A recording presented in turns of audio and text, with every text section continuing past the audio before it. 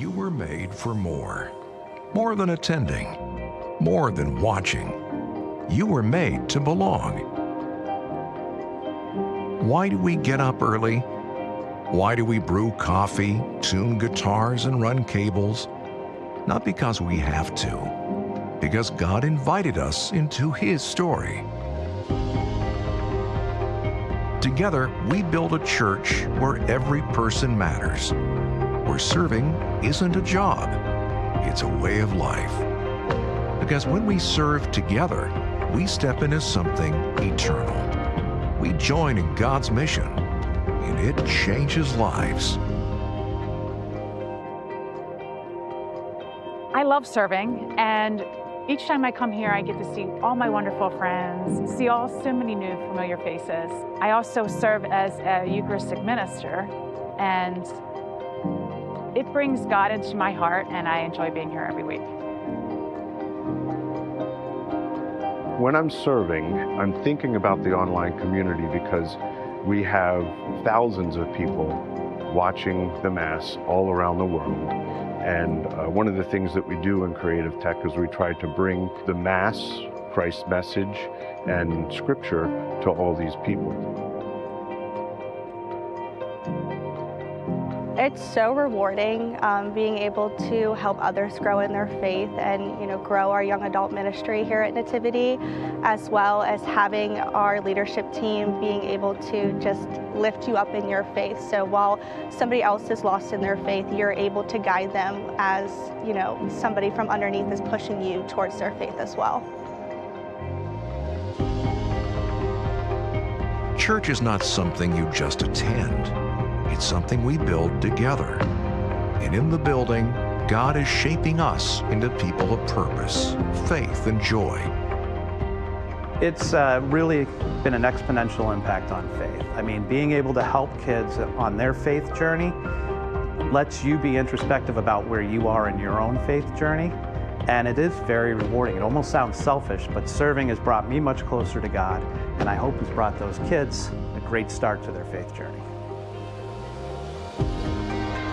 Jesus calls us to follow Him, to love, to give, to serve.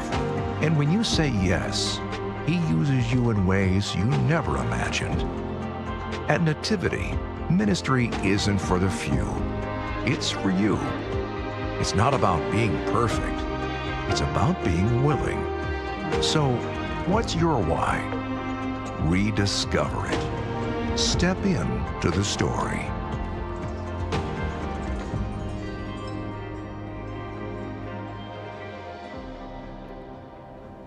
We're in the 5th week of our current message series, taking a look at our lifelong project of growing in our faith.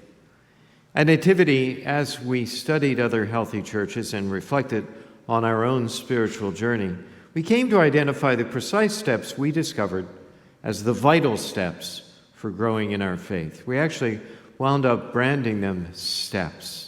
This particular articulation might be new to you, especially if you're new around here, but that actually goes way back, all the way back to the Bible.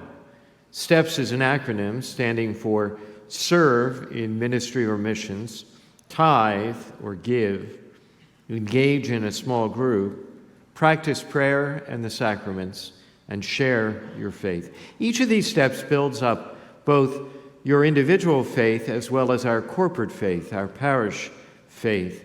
But the one which helps us do that most basically, most immediately, most fundamentally, is actually the first step: serve. Why? Because that's what Jesus did. Most basically, most immediately, most fundamentally, He served. He served others through teaching and preaching. He served through healing people and feeding people. He served by spending time with children, with the infirm, with the elderly.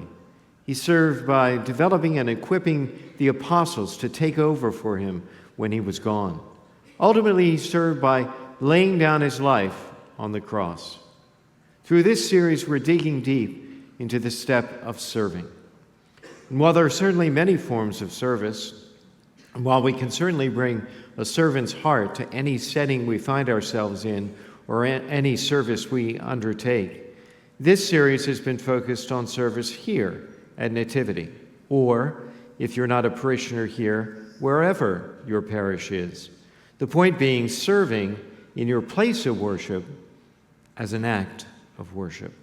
Serving in your place of worship as an act of worship. Each week of this series, we've been reviewing the benefits of serving. We've mentioned several already. When you serve, you can work against the comfortable complacency that we all tend to drift into. When you serve, you have a distinct opportunity to use your God-given gifts and abilities to serve God, to give back to God. When you serve, you can better appreciate that your life has meaning and significance beyond yourself, that you can be a part of something bigger than yourself. When you serve, you get to know God's presence and power and pleasure with your life in a way perhaps not otherwise experienced. And when you serve, you're making God a priority. Quite simply stated, we'd like every member to be a minister as just part of our church culture. And while that might not be possible for you at this time, you can still take one of our Join Our Team cards we're handing out after Mass, take it home, fill it out, bring it back next week. Let us hear from you. Today we'll look at another benefit of serving by looking at a passage from the Gospel of Luke. And then at the end of the message, I'll share a story with you, a story that has very special meaning for me, a very special place in my heart, actually. Before jumping into that passage and that story, I want to share a 2x2 matrix that marks the 4 stages of growth when it comes to any skill or activity. Briefly, it goes like this. The first stage is unconscious incompetence. Unconscious incompetence. This is usually before we start an activity. We see someone driving a car or watch a musician playing their instrument. They make it look easy. We think it's easy. Usually before we try an activity, we might be tempted to think it's easy. We have unconscious incompetence. The second stage is conscious incompetence. We get behind the wheel of a car, we pick up an instrument, and we discover it's not as easy as we thought. We become aware of our own incompetence. The third stage is conscious competence. In this stage, we can do something, but it takes all our effort, all our focus to make it happen. If we concentrate, we can do it. Conscious competence. The fourth stage, of course, is unconscious competence. We've taken a skill or ability, a task or a job, so much to heart, so much into our capacity and into our character that we can do it automatically. We can do it without thinking. It doesn't mean we don't have to put effort into it or we don't have to practice, but we just know what to do and how to do it. Drive a car every day, you don't have to think about driving. Play an instrument year after year, you begin to know instinctively how to play. So with that idea in mind, which we'll return to in a moment, we're going to jump into a brief, seemingly offensive parable that Jesus tells in the Gospel of Luke, and it goes like this. Who among you would say to your servant who has just come in from plowing or tending sheep in the field, come here immediately and take your place at table? Okay. In our day, most of us don't have servants, but we do have people who do work for us. The plumber, the electrician, a mechanic, they perform a service and you pay them. It's transactional. Typically, hospitality is neither extended nor expected in the transaction. So that part of the parable makes sense, but what comes next doesn't seem to. Take a look. Is he, the employer, is he grateful to that servant because he did what was commanded? Well, the answer that we would give is yes, of course he's grateful. He should be grateful. We should all be grateful for service rendered. But Jesus seems to suggest the opposite answer, which is a little baffling. Is he suggesting ingratitude for service rendered? The key, I think, comes in the next verse. So should it be with you. When you have done all you've been commanded to do, then say, we are unprofitable servants. We've done what we were obliged to do. Turns out, he's not focused on the attitude of the employer. The story is focused on the attitude of the employee. So it should be with you. His instruction is directed to those of us whose job it is to serve, and he's essentially directing us to aspire to unconscious competence when it comes to our service, especially our service to the Lord and his kingdom. Competent, unself-conscious service. Serve God long enough, and it'll become more of who I am. Serving becomes part of my identity. I don't have to think about it. I just do it. Well, at the beginning of the message, I promised a story, a personal story that was actually one of the defining moments of my life. 30 years ago this week, Pope John Paul visited Baltimore.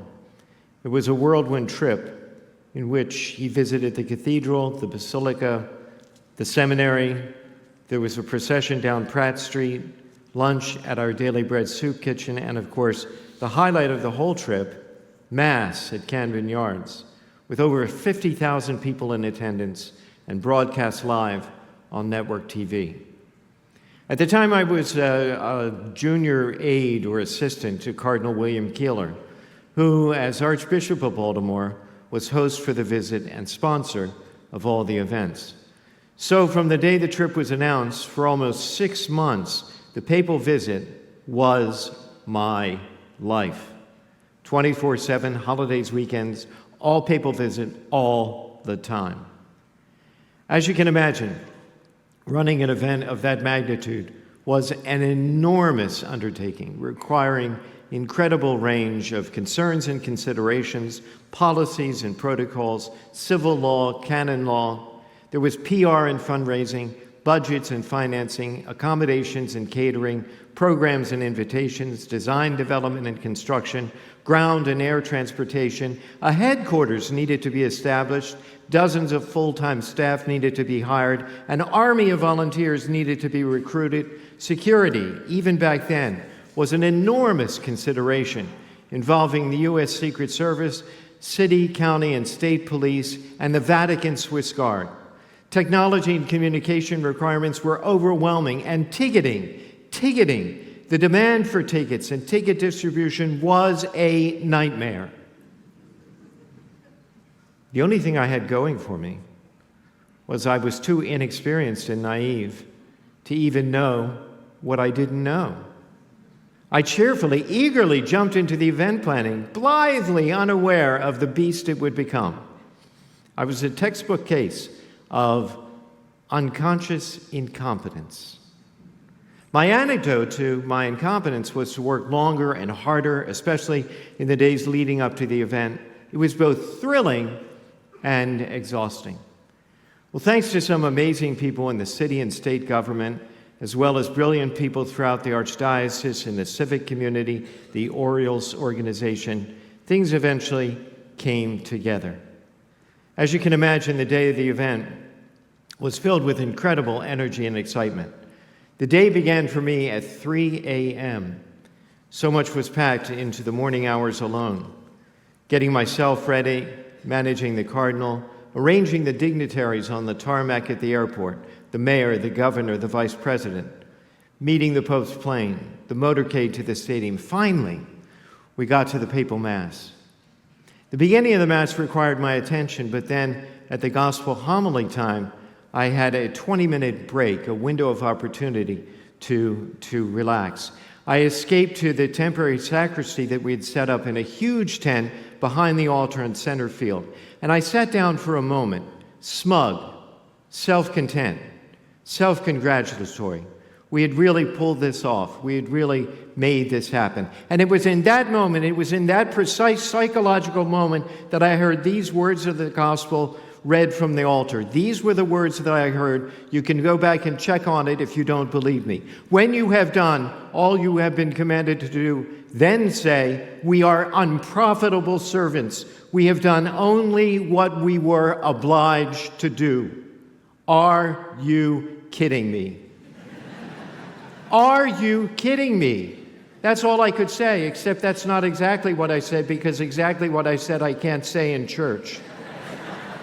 Are you kidding me?